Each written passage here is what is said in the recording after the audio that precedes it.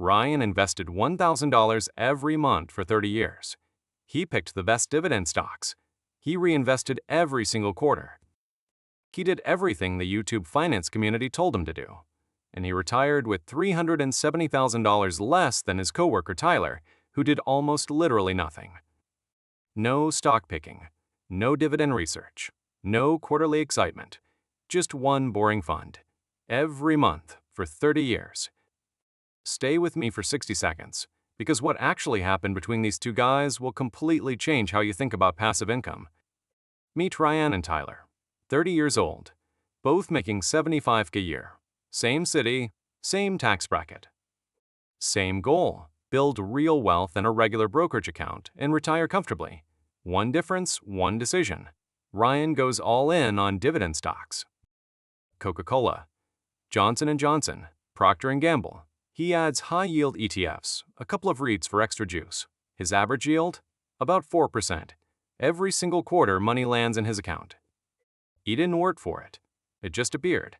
He tells his coworkers about it at lunch. He calls it passive income. Tyler opens the same brokerage account and does something almost embarrassingly simple. He buys VO, Vanguard's S&P 500 index fund, every single month for $1,000. That's it. He doesn't research companies. He doesn't track yields. He doesn't tell anyone at lunch because nobody wants to hear about an index fund. On paper, for the first several years, Ryan looks like the obviously smarter guy. Mind supporting lies a lot of genius here. 1. Ryan's portfolio is already throwing off $480 in dividends. Real money. His account. Year 3, $1,400 in dividends. He reinvests every penny. Year 5, nearly $3,000 a year in passive income. The checks are getting bigger. The strategy feels like it's accelerating. Tyler, by year 5, Tyler has a balance of around $73,000. Nothing arrives, no checks, no notifications, just a number that goes up on a screen. Ryan has stories. Tyler has a balance. On every emotional scoreboard, Ryan is winning. But there's something Ryan doesn't see, and it's going to cost him a house. The 3 silent killers. 3 things are draining Ryan's wealth. None of them show up on his statement. All 3 compound silently for 360 months straight. Killer number 1, the tax drag. Every dividend Ryan receives is taxable the year it's paid. Even if he immediately reinvests every single penny, the IRS still sends him a bill every April. Qualified dividends get taxed at 0%, 15%, or 20%. That's the friendly version. But Ryan holds REITs and high-yield ETFs. A big chunk of his income gets taxed as ordinary income, the same rate as his paycheck. Up to 37%. Over 30 years, Ryan pays about $48,000 in federal dividend taxes. Tyler pays roughly $3,000. That's a $45,000 swing. And every dollar Ryan sends to the IRS is a dollar that stopped compounding forever. Killer number 2, the return drag. Here's something no dividend influencer will tell you. When a company pays a dividend, the share price drops by exactly that amount on the ex-dividend date. A $100 stock pays a $2 dividend. Next morning, it opens at $98. You didn't gain $2. You moved $2 from one column to another, with a tax bill attached. This is called dividend irrelevance. It's been settled finance theory since 1961. Your Instagram feed just doesn't mention it. Dividend-focused portfolios also avoid tech stocks almost entirely, because tech companies don't pay big dividends. And tech has driven the majority of U.S. market returns for the last 20 years. Ryan essentially opted out of the fastest-growing sector without realizing that's what he was doing. Result? Ryan's portfolio returns roughly 9% annually. Tyler's S&P 500 fund returns closer to 10%. That 1% gap sounds like nothing. Over 30 years on these contributions, it's over $200,000. Killer number 3, the expense drag. Ryan's dividend ETFs charge between 0.06% and 0.35% in annual fees. Tyler's VO 0.03%. That difference looks microscopic. But fees compound the same way returns do, just in reverse. Running for 360 months, even a 0.2% difference becomes tea. Ends of thousands of dollars. 3 killers. All small. all invisible on any single statement, all running simultaneously for 30 years.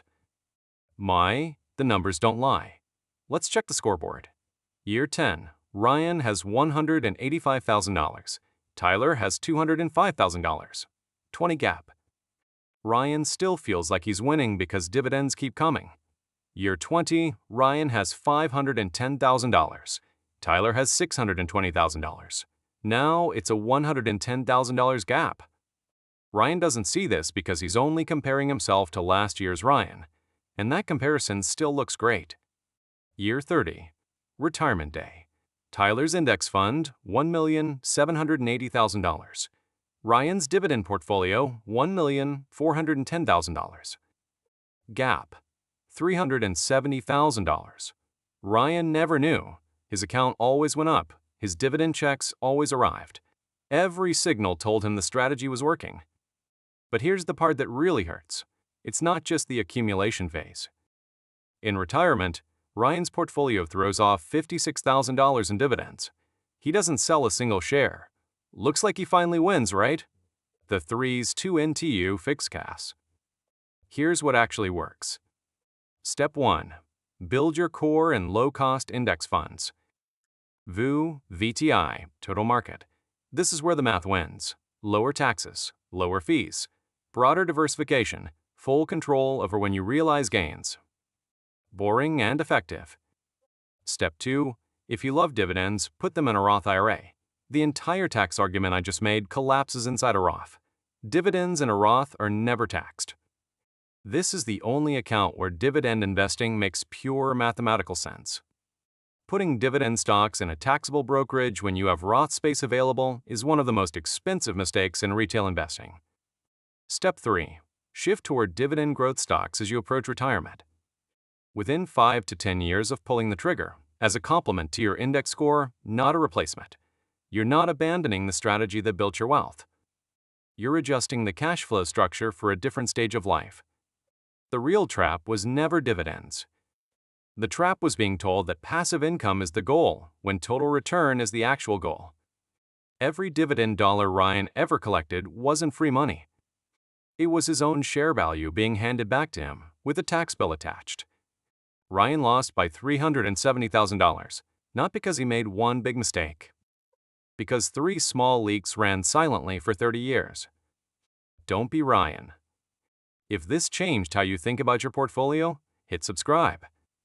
And the next video breaks down exactly how Tyler's tax strategy in retirement actually works, step by step. Subscribe for Tank.